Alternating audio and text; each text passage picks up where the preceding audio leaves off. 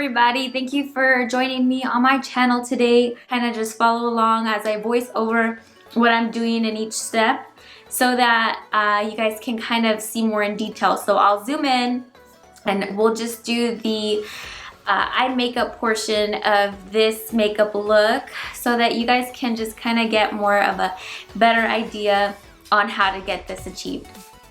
So to start off, I'm going to use a very light, warm shade to soften and deepen my crease, and it's called a transition shade.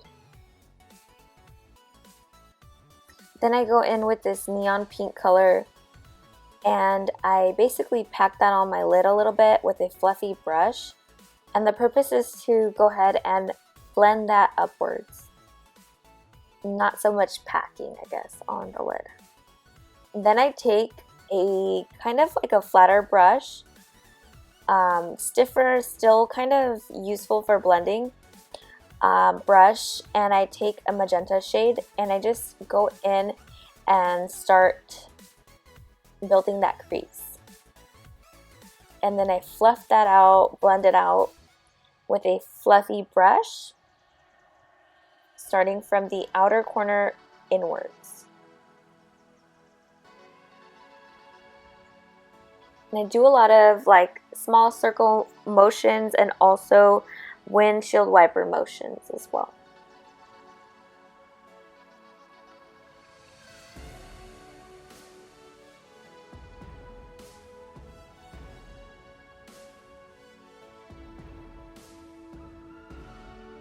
Then I use this black matte shade to make sure that I carve out that crease pretty well, but also I don't know, I guess just make sure everything is blended.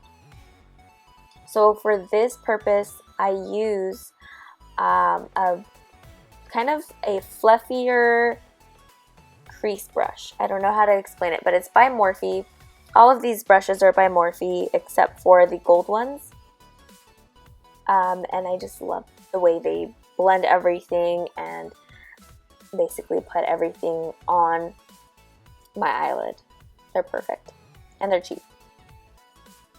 So I go in and I just blend that black color because I really struggle with harsh lines. I cannot deal with harsh lines, and it's kind of hard for me to create harsh lines, especially with creases. So I go in with a Maybelline crease color, or I'm sorry, a Maybelline concealer, and I really hate it.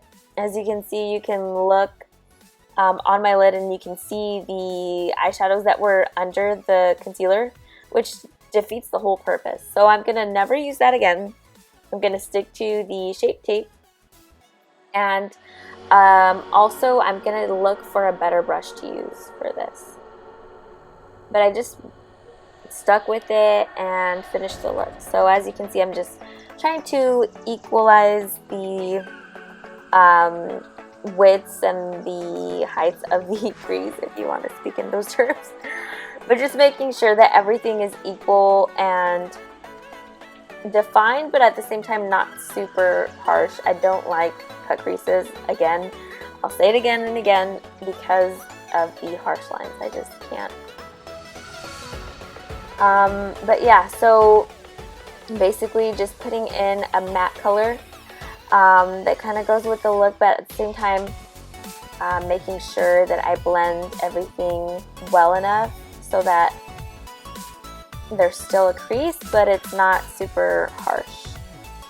I'm taking this medium magenta shade that I used at the beginning, and I'm softening that color, I'm softening that darker black color with this color and making those bright and dark colors meet in the middle somewhere.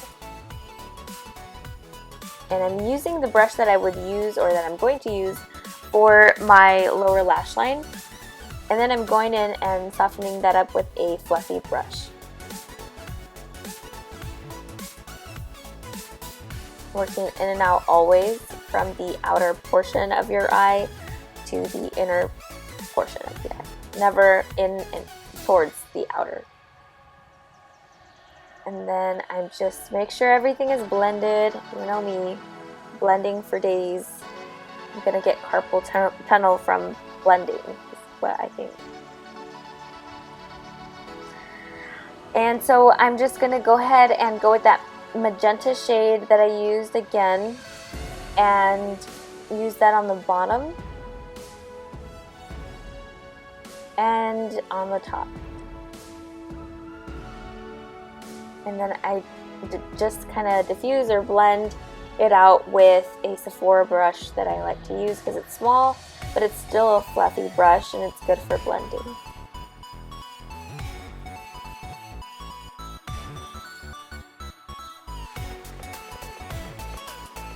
And then I just blend everything again and again and again and again.